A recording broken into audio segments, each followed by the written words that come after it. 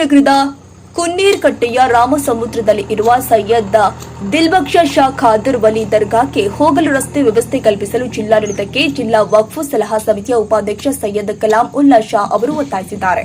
ನಗರದ ಹೊರವಲಯದಲ್ಲಿ ಇರುವಂತಹ ದರ್ಗಾದಲ್ಲಿ ಸುದ್ದಿಗಾರರೊಂದಿಗೆ ಮಾತನಾಡಿ, ಪ್ರತಿ ಶುಕ್ರವಾರ ದರ್ಗಾಕ್ಕೆ ನೂರಾರು ಭಕ್ತರು ಆಗಮಿಸಿ ತಮ್ಮ ಪೂಜೆ ಹಾಗೂ ಹರಕೆ ತೀರಿಸಿಕೊಳ್ತಾರೆ. ಇಲ್ಲಿಗೆ ಆಗಮಿಸುವ ಭಕ್ತರಿಗೆ ಮೂಲಭೂತ ಸೌಕರ್ಯವಿಲ್ಲದೆ ಪರದಾಡುವಂತಾಗಿದೆ. ರಸ್ತೆ ಹದಗೆಟ್ಟಿದೆ ಹಾಗೂ ಸ್ಟ್ರೀಟ್ ಲೈಟ್ಗಳು ಇಲ್ಲ.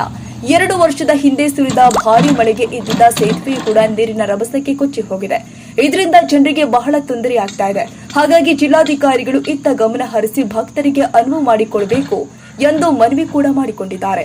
ಸಂದರ್ಭದಲ್ಲಿ ದರ್ಗಾ ಆಡಳಿತ ಮಂಡಳಿಯ ಇಮ್ರಾನ್ ಖಾನ್, ಜಿಯಾವುಲ್ಲಾ ಶರೀಫ್, ನಿಸಾರ್ ಅಹಮದ್ ಖಾನ್, ನಂಜೇಗೌಡರು, ಬಾಬು ಬಶೀರ್ ಸೇರಿ ಇನ್ನಿತರರು ಪಾಲ್ಗೊಂಡಿದ್ರು.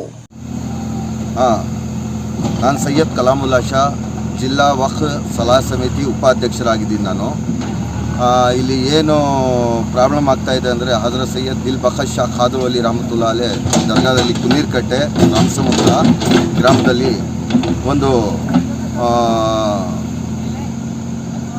ಟೈಮ್ನಲ್ಲಿ 16 ವರ್ಷದ ಹಿಂದೆ ಒಂದು ಬ್ರಿಡ್ಜ್ ಕಟ್ಟಿದ್ರು. ಆ ಬ್ರಿಡ್ಜು ಮುರಿದೋಗಿ ಕಳೆದ ವರ್ಷ ನೀರಿನಲ್ಲಿ ಇದಾಗಿ ಬ್ರಿಡ್ಜ್ ಎಲ್ಲ ಹೊಡ್ಕೊಂಡು ಹೋಗಿದೆ.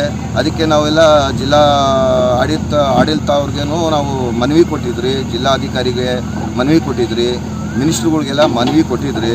ಅದು ಏನೂ ಆಗಲಿಲ್ಲ. ಇವಾಗ ನಾವು ಜಿಲ್ಲಾಧಿಕಾರಿಯಿಂದ ನಾವು ಮನವಿ ಮಾಡ್ತಾಯಿದ್ದೀವಿ. ಇದು ಒಂದು ದಾರಿ ಮತ್ತು ಈ ಸೇತುವೆಯನ್ನು ರೆಡಿ ಮಾಡಿಕೊಡಿ ಅಂತ ನಿಮ್ಮಲ್ಲಿ ನಾವು ಕಳಕಳವಾಗಿ ಮನವಿ ಮಾಡ್ತಾಯಿದ್ದೀವಿ.